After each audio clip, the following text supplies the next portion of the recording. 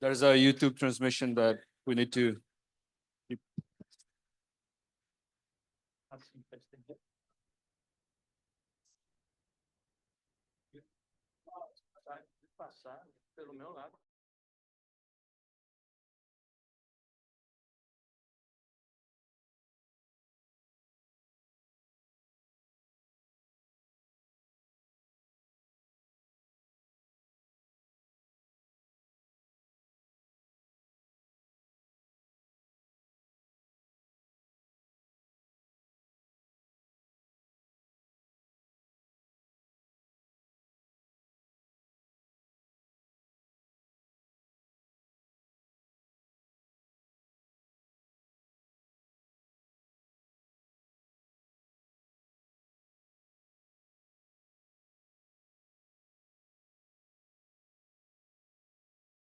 Thank you everyone for joining us today.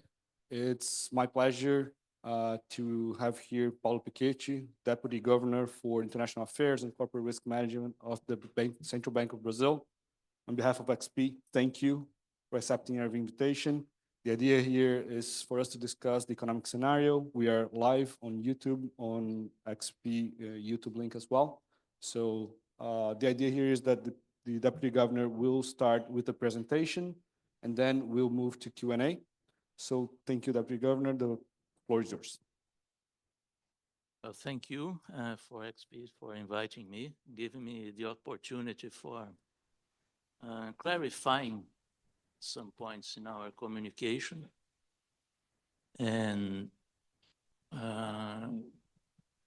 start directly talking about our recent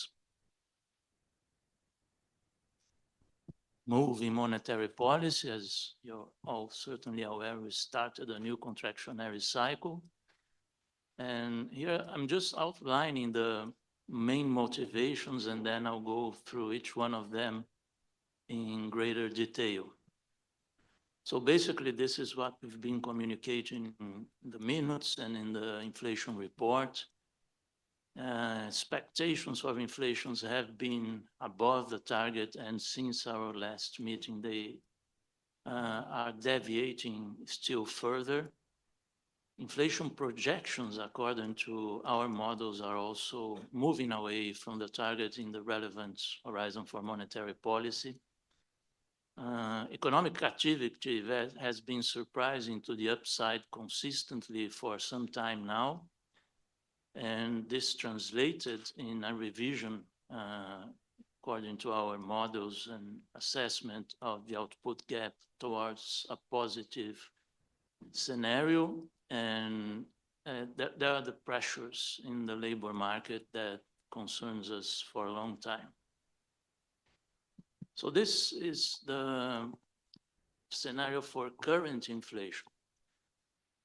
As you can clearly see, inflation has been decelerating, and at the same time, it has been stabilizing at a level above our target. So this is one of the main concerns that we have, and we want to talk about in detail what's behind this scenario.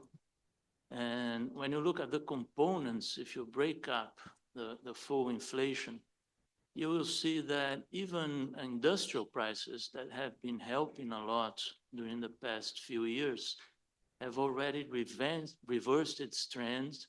And the last point, the graph on the right shows that it's rising consistently for the past few months. As for the other breakdowns, they are all sort of stabilizing and way above our target. There's lots of supply shocks also involved in these readings, but when you factor that out looking at core measures like you see here, you see that they also pose a significant concern.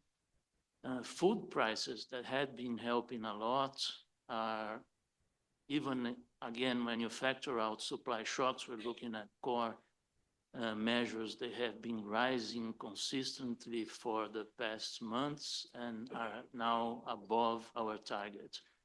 Same goes for industrial products, like I was saying.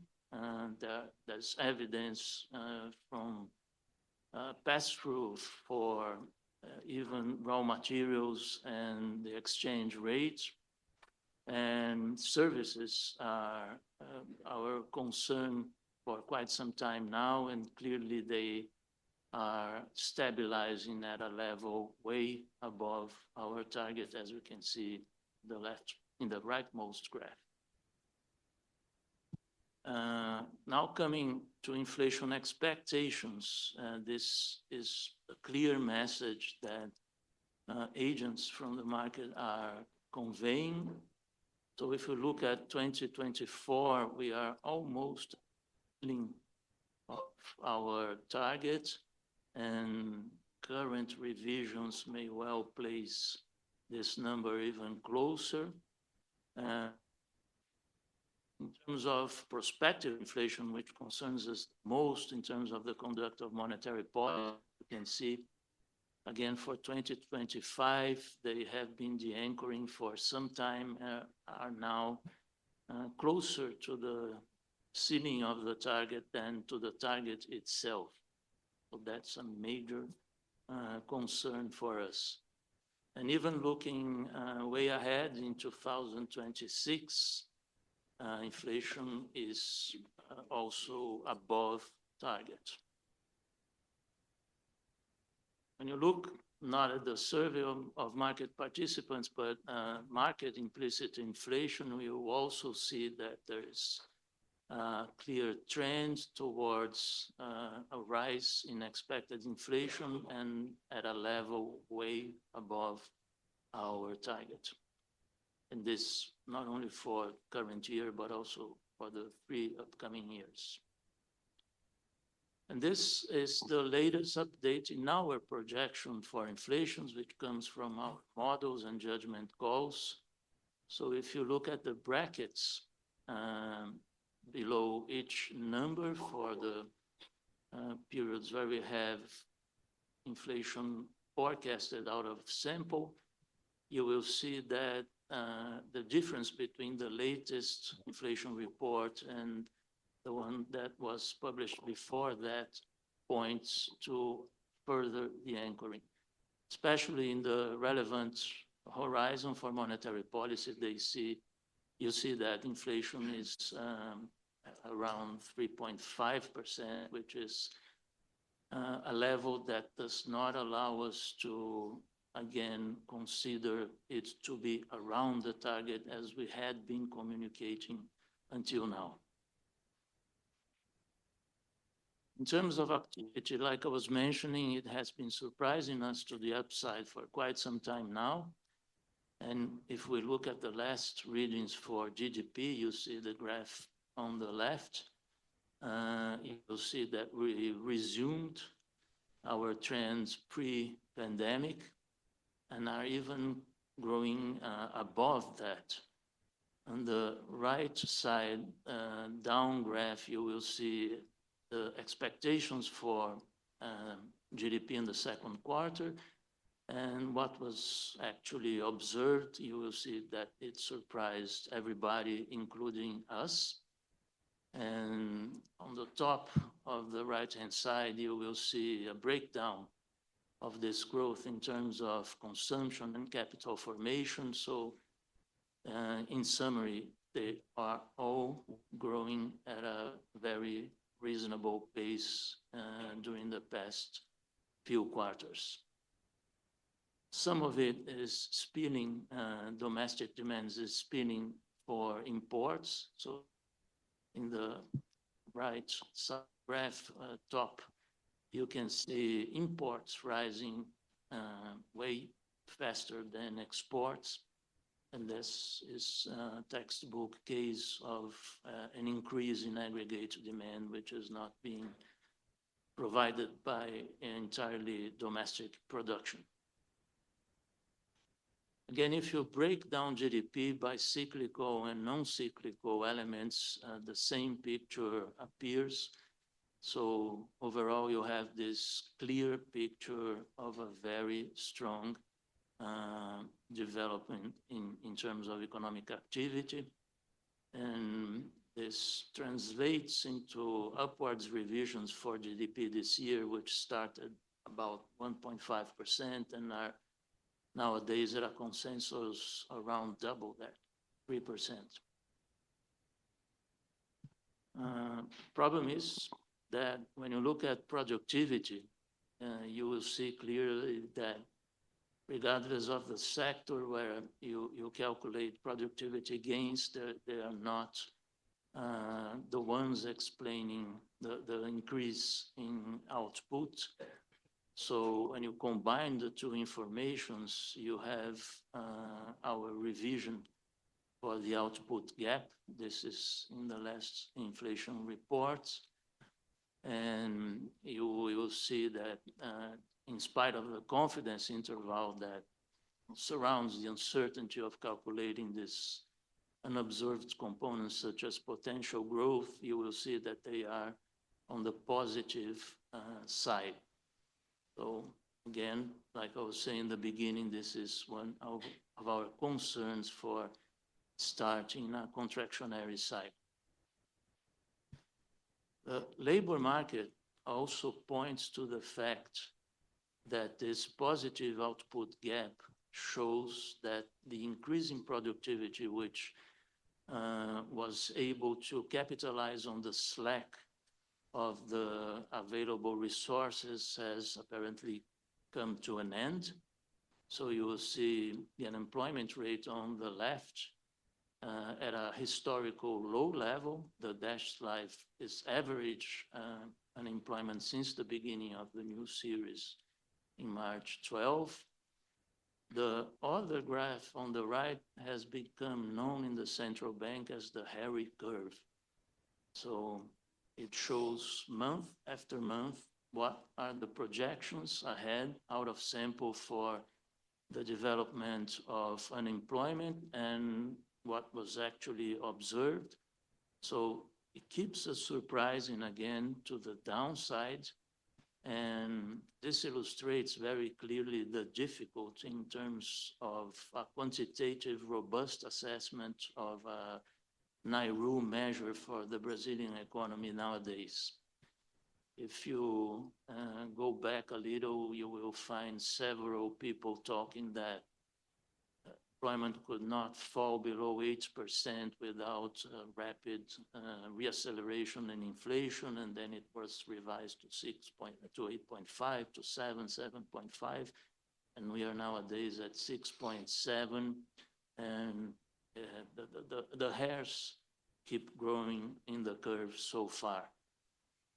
And again, this in the context where the resilience of the labor market is very clearly indicated by the fact that unemployment has been falling at the same time that the participation rate has been increasing.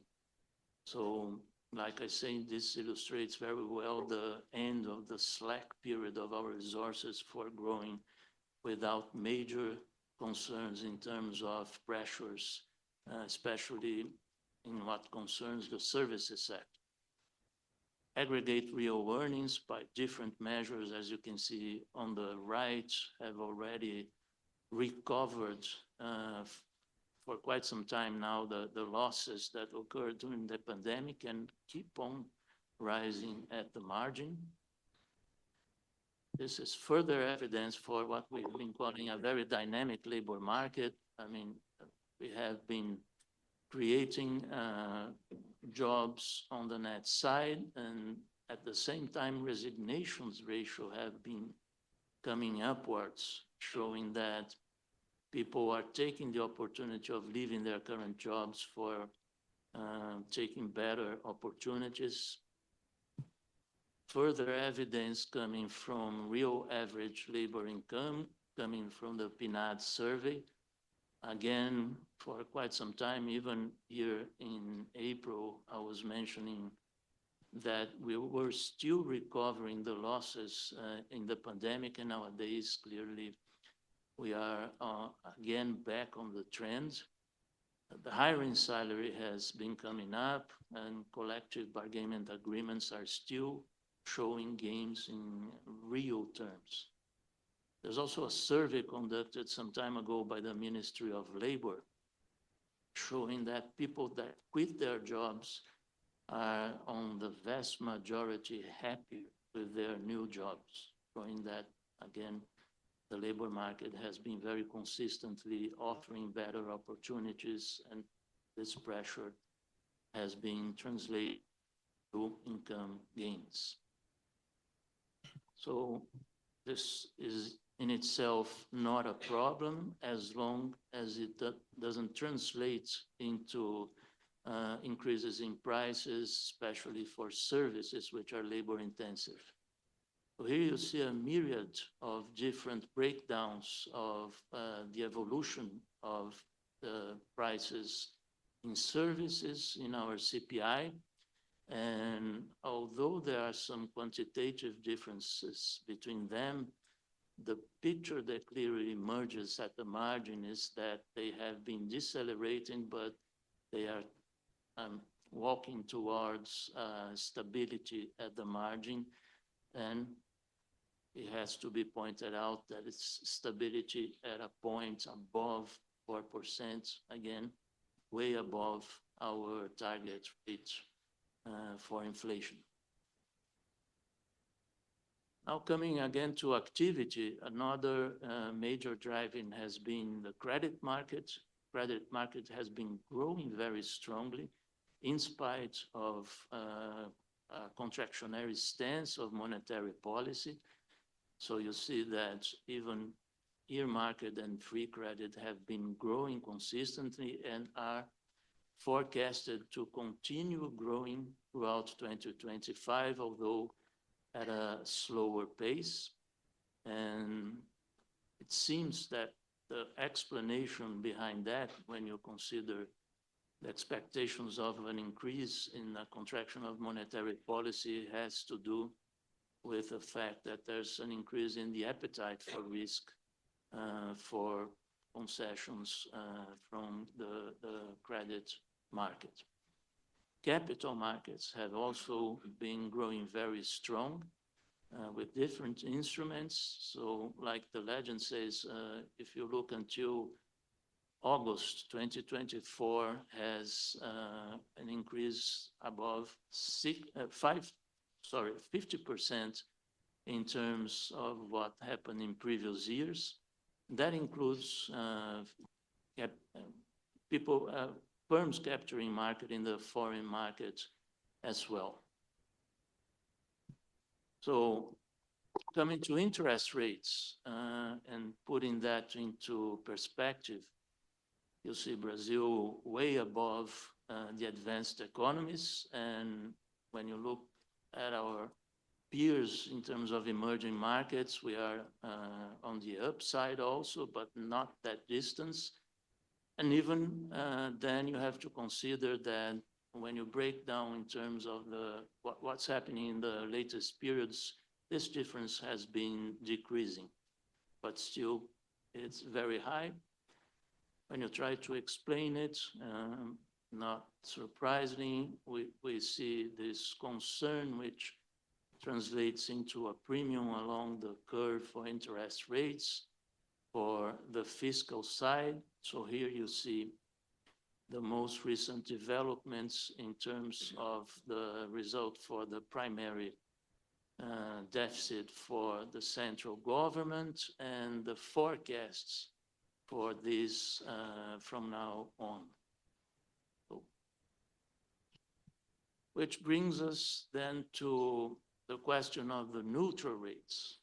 If you put that into an international perspective, clearly Brazil is way above the advanced economies and even above our emerging market peers.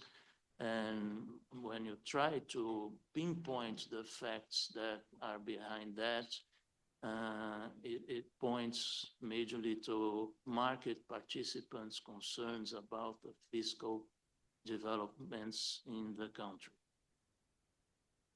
So talking now of natural rates in broader perspective, both in terms of international developments and the current estimates. This is two graphs that I took from a report from the BIS showing different measures for natural rates in the US and the Euro area. But this graph clearly illustrates the challenge in estimating neutral rates, even in economies which are much more stable than ours. And if you look at the US on the left-hand side, you'll see a very large dispersion translating into natural rates which are higher, an order of magnitude than other ones. But the overall trend seems to be that after that period, pre-pandemic, where you had this secular stagnation arguments concerning demography and what was happening in terms of innovations and investments, they picked up after the pandemic. And in the Euro area, it seems still more volatile, and even with slower growth and the concerns of the level of activity in the Euro area, there's still some measures that are pointing upwards, whereas others are very stable around a level close to zero. But I would like to take some time to look at what are behind, but the factors that are behind these estimates, not the estimates and the methodological issues themselves. I would love to talk about the econometric aspects and the challenges involved in estimating those variables, but I guess there's much to be gained in terms of understanding the fundamentals that are driving these estimates.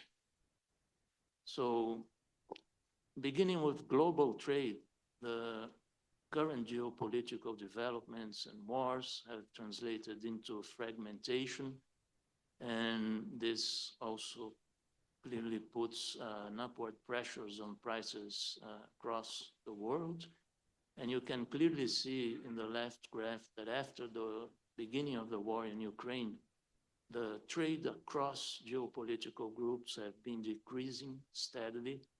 And if you look at global exports on the right-hand side, you'll see that although digital services keep rising, goods and other services are clearly trending downwards.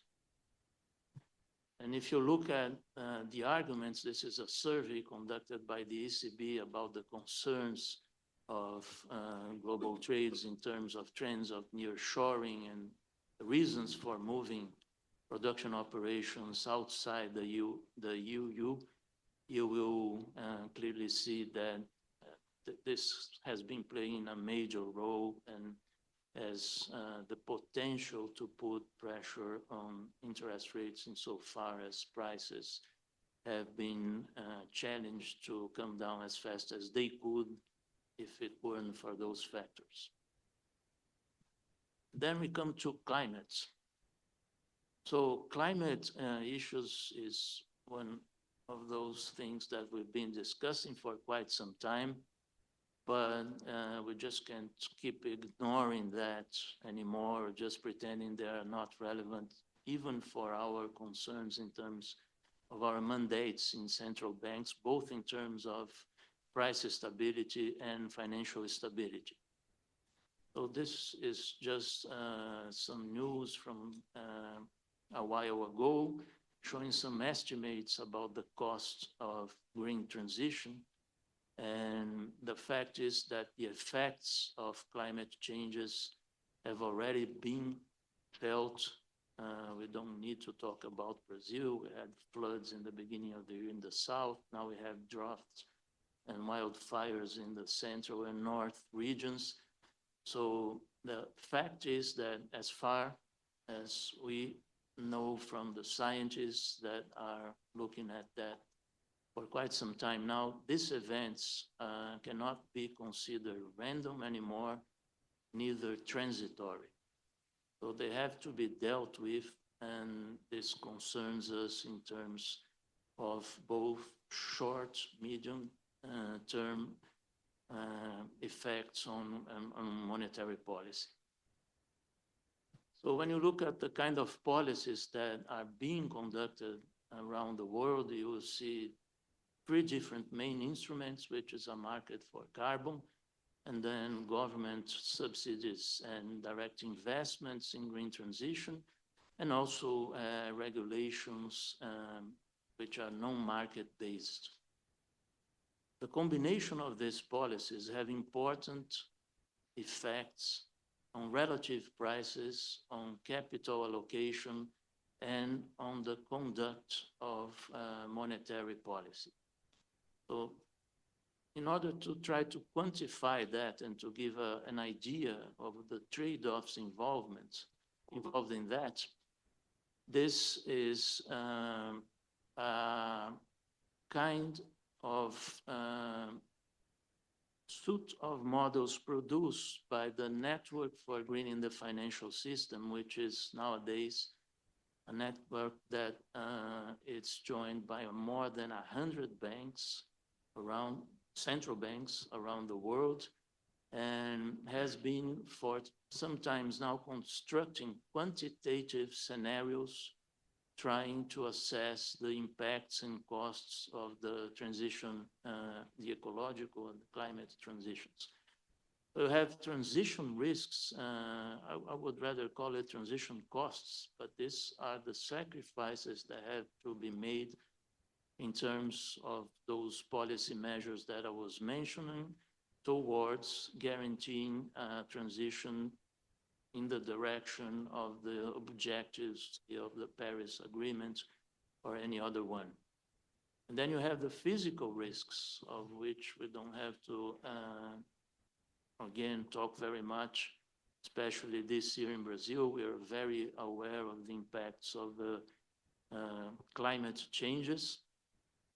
So the way these models work is that you have down to the level of sectoral and regional production functions, essentially choices of different energy sources for producing goods and services. And on top of that, you have linking to the macroeconomic fundamentals, the sort of impacts represented by damage functions in the spirit of Nordhaus that show different impacts on productivity, on employment, and everything related to activity that come from these damage functions. We have all these models linked. Of course, this is a huge challenge in terms of the hypothesis and the requirements for data that you have. And there's considerable heterogeneity nowadays in terms of the granularity of the results, both in terms of sectors and countries and regions within countries. So for some parts of the world, you have very granular information. And for others, such as Africa, this is very aggregated, that there's no separate countries yet. In Africa, you have simulations going on from Africa as a whole. Brazil, at this point, sits somewhere in the middle. So we are working in the central bank nowadays in agreement with the NGFS for trying to provide more data and applying their modeling strategy for us to link these developments to macroeconomic models concerning the fundamentals. So nowadays, they have in the NGFS some 7 different scenarios in terms of the choices between policies and the results in terms of what happens in the this aggregates. So you see in the X dimension, you have physical risks, and on the Y dimension, you have transition risks. So, like say, transition risks, I would interpret in a more intuitive way as transition costs. So if you look at very low transition costs, you'll see that at the right-hand downside of the corner, what happens in terms of current policies. This means not doing much more than we are doing nowadays. Then you have the scenario of the hothouse work, the net zero scenario, or even the Paris Agreement scenario are not met. So you have short-term savings in terms of the transition costs, but you have increased long-term, medium and long-term costs in terms of the physical risks. And if you go to the left, you will see, again, intermediate scenarios, and the ones that we would like to see are in the net zero part of this diagram, showing that we pay upfront some of the costs for transitions, but then the trade-off is that we gain in terms of not losing so much in terms of production across time. So just to give an idea, these are some of the results of the simulation coming from the scenarios. In the left, you have Europe. In the right-hand side, you have China. So each one of these curves is the trajectory of long-term interest rates predicted by the simulation models conditioned to these different scenarios. So it's easy to see that the bottom of each graph show the current policies, meaning that you don't have transition costs throughout to 2050, like we say here. But then if you look at the yellow line, you will see that the most virtual scenario in terms of concerns for transition is the net zero scenario, showing that there's an upfront, like I was saying, increase in interest rates due to the necessary investments in the changing of the energy matrix, which are fed into the low-level models, and they decrease throughout time. So this is the other side of it. I like to see these graphs, like you see this net zero. These are three of the scenarios that we were looking at: net zero, delayed transition, and current policies. So the way I like to read these graphs is to paraphrase this famous quote. Actually, nobody's sure of who said it first, but they say, if you think that education is expensive, it's because you haven't tried ignorance, right? So here, I'll paraphrase saying, if you think that green transition is costly, is that because you haven't tried not doing anything. So you'll see that across time, there's a reduction base comparison to the baseline scenario in terms of GDP. And the left graph shows the breakdown between what are the different reasons for this fall in the GDP. But on the other hand, if you look at the far right, you'll see that if you do nothing, the yellow part, excuse me if I don't get the colors right, but I'm colorblind, it's probably yellow. You see there's no yellow part in those bars, but the loss is way bigger. So this is something that we have to face. It's not a choice anymore. And this impacts, again, our mandates in the central banks, because we have been already been subject to effects in prices and financial stability resulting from these disruptions in the climate impacts on economic activity.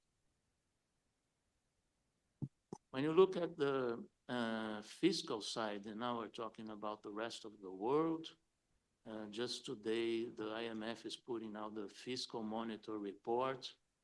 And finally, this aspect of the international discussion about the economy, which was somewhat relegated, is now in the center of the discussions. You will see that there's this great concern across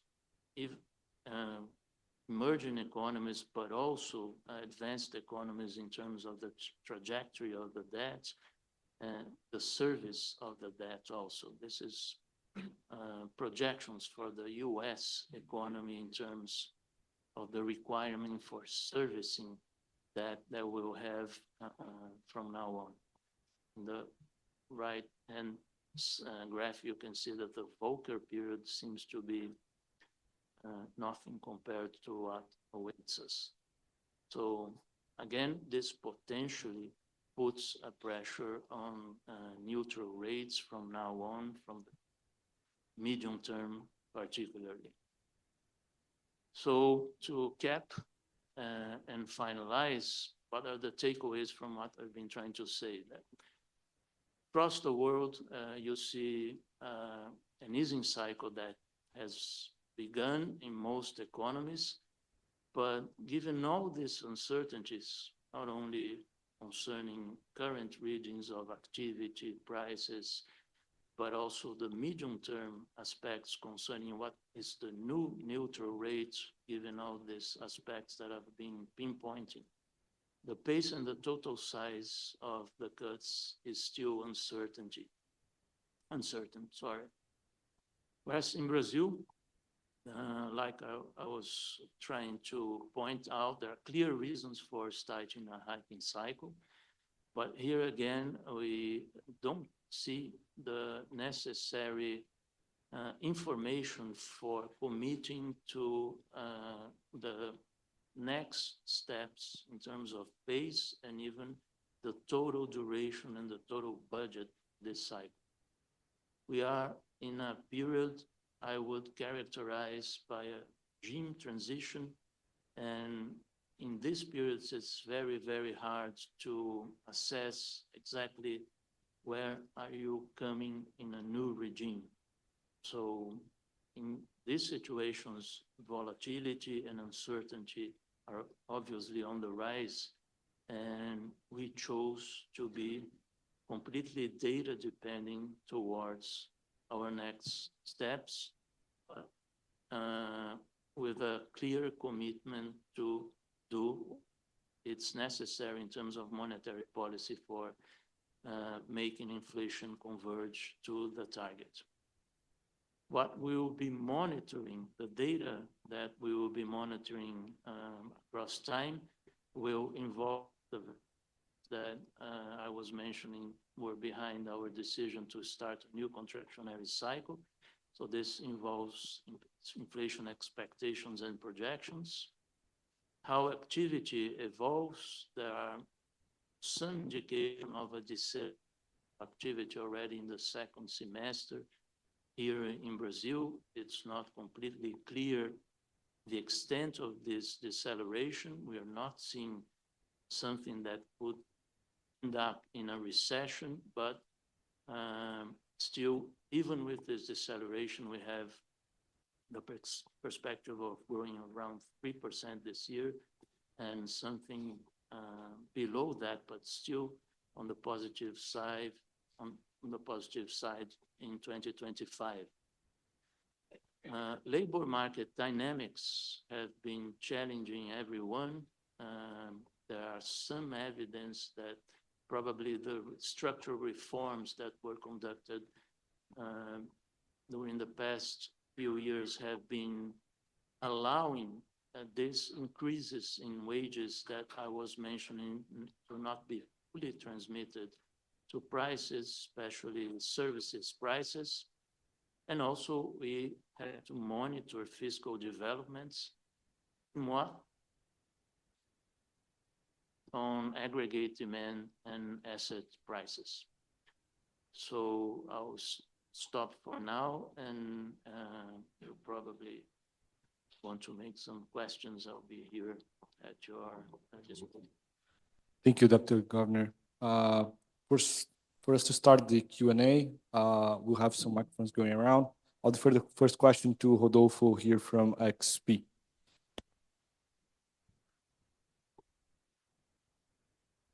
Paulo, thank you for the comprehensive presentation. That was great. My question is, since the beginning of the interest rate hiking cycle at the September policy meeting, we have seen a further increase in inflation expectations, exchange rate depreciation, and roughly stable economic activity projections. To what can we attribute this dynamic? What's your assessment on that? Thank you for having my question. Thank you.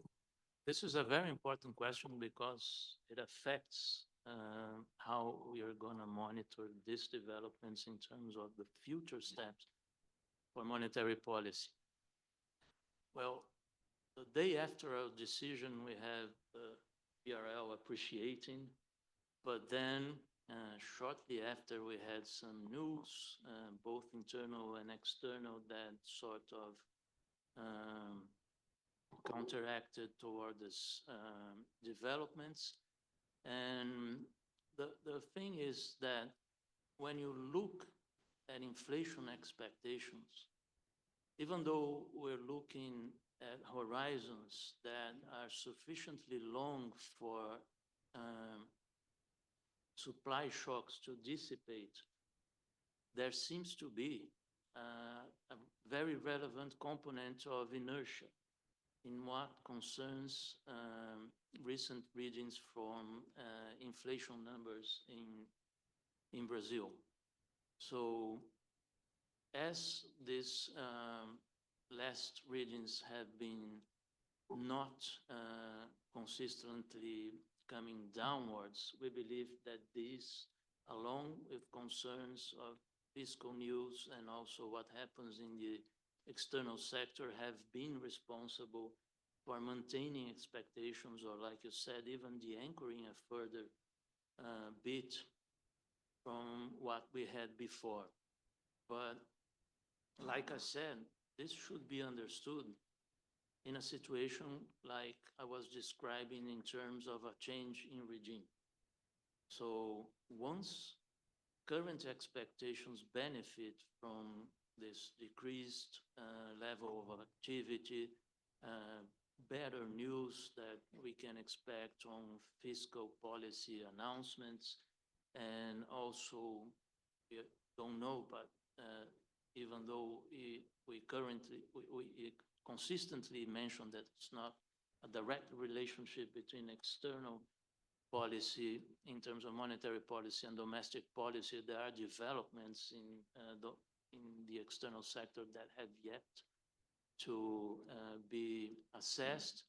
And this gives us room for inflation to, across time, starts converging towards the target. But it has to be monitored across all these aspects that I was pinpointing.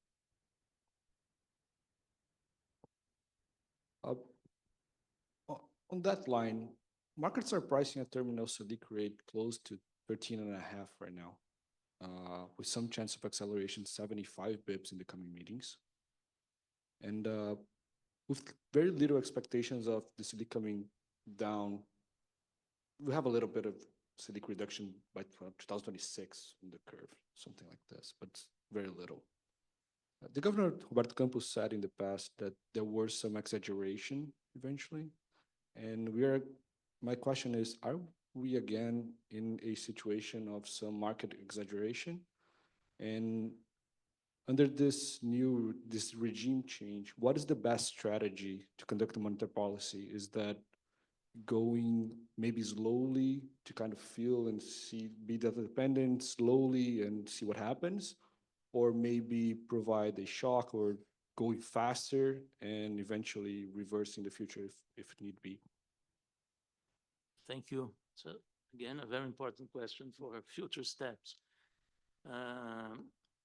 Market expectations for us have very important information. So we don't dispute market assessments, but we at the same time recognize that in these numbers, there's obviously a considerable amount of premium. And this assessments comes from the fact that us and all of you, I believe, we've been seeing this in reunions, meetings with market participants. Everybody have their fair value models for, say, the exchange rates and interest rates along the curve. And according to all of these models, interest rates are above what the fundamentals would point to, and the exchange rate as well is above what these fundamentals would point to. So the final answer to that, relating the last part of your question, is that insofar as this fundamental shows that part of these forecasts are based on premium, we have time to assess if these new developments, which are not clear for anybody, would allow for this regime change to start affect expectations.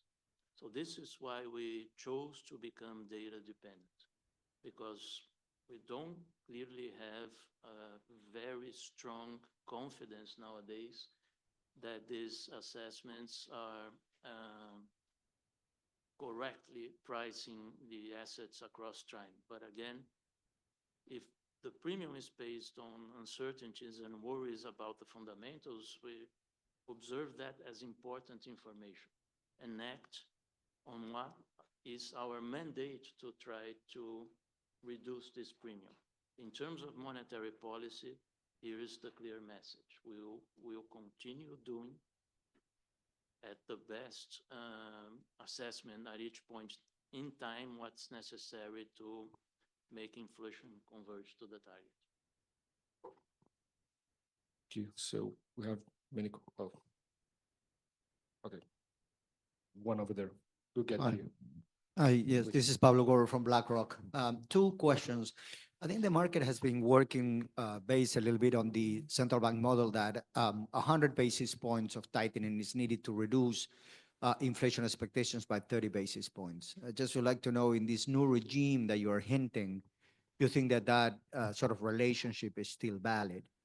And the second question is, if this premium that is being built in the front end of the curve is due more for fiscal reasons, but not necessarily because of fiscal inputs impact on global demand and the impact of inflation, but just pure credit risk. Do you think that monetary policy can have an effect on that? You know, by tightening, you probably will decrease the pace of economic activity that will filter probably less revenues and more fiscal deficits. So is there a role there for fiscal policy to chase that? Sorry, for monetary policy to chase that, or this is pure credit? Okay. When you look at the types of calculation you're mentioning, say 100% increase would be enough to bring expectations towards the target. This is first very hard to put in terms of a robust assessment. Every kind of econometric estimate of this sort has naturally some sort of uncertainty associated with that. But like I said, in this kind of situation where we're seeing a regime shift, is particularly challenging. So in part, this comes from the model specification, which may change due to this regime shift, but in part from the information that we feed into the model. And this information includes in itself inflation expectations. So like I was saying, if across time we come to a point where the market convinces itself that we are on a downward path towards future inflation, this will affect our estimates as well. So summing up, this kind of exercise can be done, but it's not the final answer given the uncertainties at this moment. And if we had this sort of creed in this sort of calculation, we would provide some sort of guidance, but we chose not to precisely because of these challenges of forecasting these fundamentals. And of course, we believe that even though the premium relates to the fiscal side, and this again concerns us both in terms of the impact on aggregate demand and also on the evolution of the debt, that there is a role for monetary policy to counteract. So this is why we announced the starting of a hiking cycle and the commitment to keep pursuing in the next steps what's necessary to steer inflations towards the target once more. Good morning, Deputy Governor Fernando Genta from XP. Two quick questions. First, activity proved to be much more stronger since the last time we came here, and inflation more resilient. In your opinion, what were the macro drivers behind this surprise? You know, why? What are? I'd love to listen your opinions. And the second one, we know about the hard time to give any kind of guidance and the limitations of the models itself. But that said, looking at your conditional forecasts and the balance of risks to the upside risk, it's really tough to believe that we will achieve our goals in a cycle with less than 250 points, focus on the conditional forecasts. You showed us your output gap interval, and you're working with the lower band with 0.6 and the neutral rate assumptions in 4.7. It's also tough when we look at the real rates in the last 3 years and the growth itself. So my question is related to the first step. I know that the intention here is to give no guidance, but it seems really gradual when we look at the numbers and the message itself. So if you can elaborate a little bit more about the first step, why so gradual, and what to expect to the next steps. Thank you very much. Okay, thank you. As I was trying to show during the presentation, I say the main drivers behind the surprises that we keep having on activity, especially the GDP on second quarter, is the fiscal stimulus that came from different sources, as we know. Credit rising, even in what is considered yet to be a contractionary stance of monetary policy. Like I was mentioning, it seems to be an increase in the appetite for risk for people in the concession side, and also the labor market. What has been driving consumption are consistent real gains in real disposable income. As for the choice concerning the gradual beginning of the cycle, we were looking again at a situation where it was not clear what would be the policy decisions outside, and also there are some indicators at the margin that this increase in economic activity may be decelerating. So, like I said, we don't expect this deceleration to translate into a recession, but still it's not clear to what extent it will impact what will happen, especially during 2025 in our relevant horizon. So we chose to start the cycle gradually, like we communicated in the minutes, for the reasons that this will allow monetary policy to start acting, and at the same time to let us have time and more data to evaluate the necessary total budget and the pace of the cycle.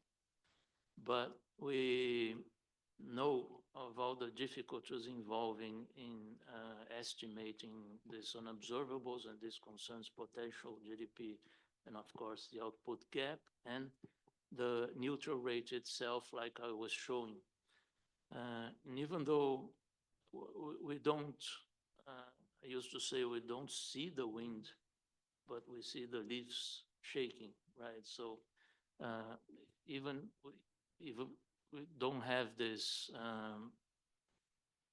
very clear estimate of a point estimate for both potential GDP and the neutral rate, we are monitoring its effects on activity and prices. So if the time comes, this may be revised, but again, they are not the sole factors that we look into in our decisions. So if they prove to be not well calibrated for whatever reason, monetary policy will take into account. Daniel.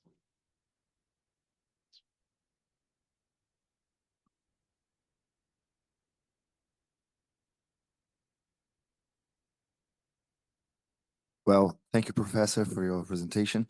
I just want to make a follow-up on Vitor's questions, because, I mean, you sound very worried about the scenario, and you didn't mention, I mean, the fiscal risks. It's just the basic activity, inflation, and output gap. So, I mean, you have a very, very strong economy that, according to your own forecast, is going to lead to more inflation, and maybe you need a hiking cycle of at least 200 basis points. So, but you also showed us, you know, the focus data and also the break even. So you have a credibility issue, right? So,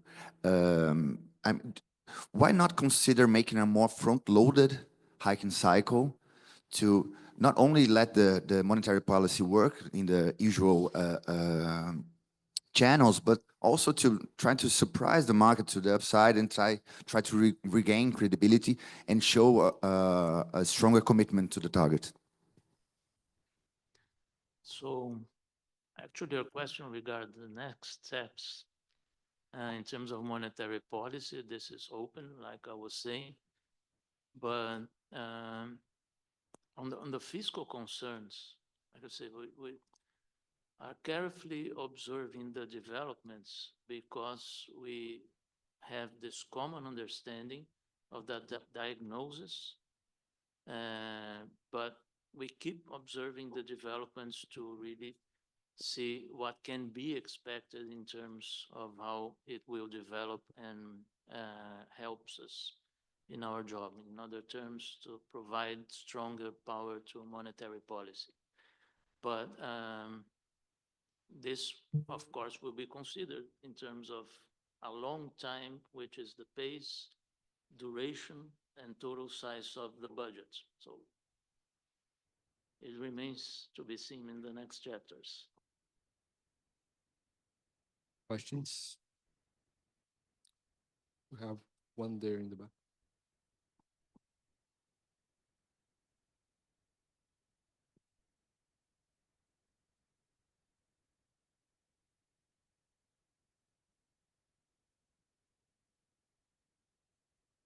Thanks very much for your presentation. My question is, if you think about...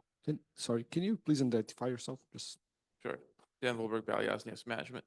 If you think about the kind of disinflation experience across other economies, you know, I guess it looks to me like the Brazil's problem is not so much commitment to the target, but the variability of inflation outcomes.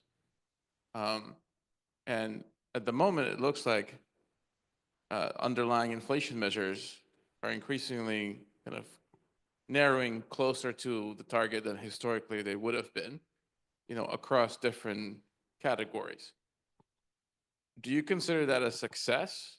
And, you know, I guess if you over tighten and you create more volatility on the activity side, do you risk undermining that success? How do you think about that cost of being too hawkish? Thank you. This is exactly the kind of worry that we have when I was answering about the choice for the gradual start of the cycle. In a period of high volatility and uncertainty, we kind of look at each point in time to see what's the ideal at the risk at really overdoing it, which we don't want to do. But regarding the first part of your question, we do consider it a partial success because inflation has been clearly decelerating, but it's not continue to decelerate towards the target. So some parts of the, motivation for our choices have already been accomplished, but there's still the last part of it which has to be dealt with. Okay, we have some more questions. I'll get that one first. There, please.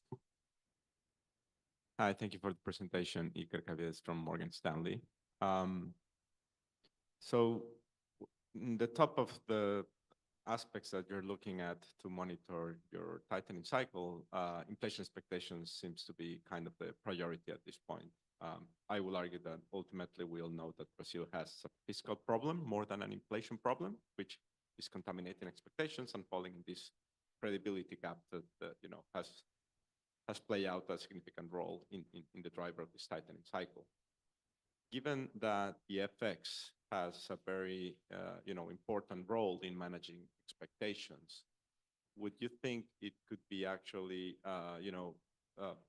good to complement monetary tightening with some FX policy to anchor expectations? Okay, thank you. So we have this mantra concerning the principle of separation. So we leave we leave the exchange rate policy to absorb external shocks. And we have been choosing to intervene in the market, very rarely for the recent future, as you certainly are aware of. And we only do that at moments where there's some dysfunctionality and excess volatility in the market. But there's no intent of using FX policy to conduct the role of what the policy rate is in Brazil.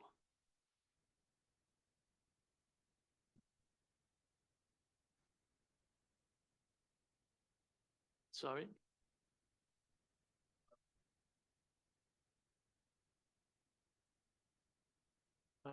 Well, yeah. It's not normal, but it's not normal everywhere. And I was mentioning, besides volatility, the fact of dysfunctionality in the market. So volatility is, again, something that happens, and it's not in itself a problem that justifies constant intervention in the FX market by the central bank. We had another question. Just one quick question before. I've been getting a lot of questions here from clients that are not in the room, asking for more clarification on what is the regime change that you mentioned and how do you see it? What do you assess is going to be the regime change, or how do we see it? To provide more information on that, there's a lot of question marks here. Okay, so we are witnessing the effects of a contractionary monetary policy, and at the same time, probably a slowing in activity that will be probably associated with not a fiscal cliff in itself, but a fiscal deceleration in terms of stimulus. So the regime I'm looking at is one where we have a more contractionary monetary policy, a less expansionary fiscal stimulus, and a somewhat lower level of activity. Thank you for the clarification. We had another question. There. Over there. Thank you. Professor, thank you for the time, for explanation. We have seen that the retail sales have not been increasing in Brazil since June of this year. So we have 3 months of relatively stable retail sales in Brazil. We have seen forecasts that in September, probably retail sales are not increased again, or if it increases was is a very small increase. And you mentioned about indicators of economic deceleration. Do you believe that these indicators of economic deceleration are stronger than previously expected by the central bank? Is this a new information? Is this a surprise for the central bank? And are you seeing at the central bank a different activity scenario than the consensus for 2025? Thank you. Thank you. Well, not only sales have been decreasing at the margin, but also services as well, according to the latest reading. And we have other indicators such as the GDP monitor from Fundação Getúlio Vargas, showing a negative reading at the margin. But all this, like I was saying, point to a deceleration, which is not surprising us, but it still does not translate into a recession.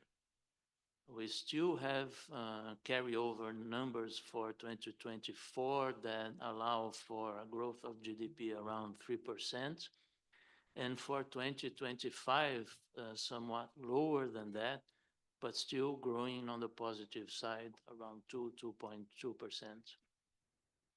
And again, this is part of the reasons I was using answering previous questions about the gradual beginning of the cycle, because these regions at the margin have not yet constituted a clear downward trend towards activity. There are a number of methodological issues that are making it more difficult to assess these current regions, including seasonal adjustment, that since the pandemic have been posing a real challenge for us to assess these numbers at the margin. Okay, we have one more. Hi, thank you for your time. Augusto from Capital Investments. My question is, despite the very real high, real ex-ante interest rates, the credit has been quite strong in Brazil. I'm wondering that in the past, the central bank used some macroprudential policies to complement the policy menu. I would like to know if this could be used, or it's in the menu again, could be in the menu again, or what's your thoughts about that? Thank you. Well, our mandate includes not only price stability, but also financial stability. So further prudential measures would be considered if there are signs of problems in terms of financial stability for banks and other institutions in the credit market. But so far, this has not been our scenario. Okay, I'm sure we had a lot more questions, but we took a lot more than 1 hour than we agreed on. So thank you, Deputy Governor. It was a pleasure for XP. This is our 17th event here parallel to the IMF. It was a pleasure to have you here, and hope to see you back in Brazil in future opportunities. Thank you. Thank you again for inviting me, and for everybody who's either here or watching us. Thank you. Thank you. Bye-bye.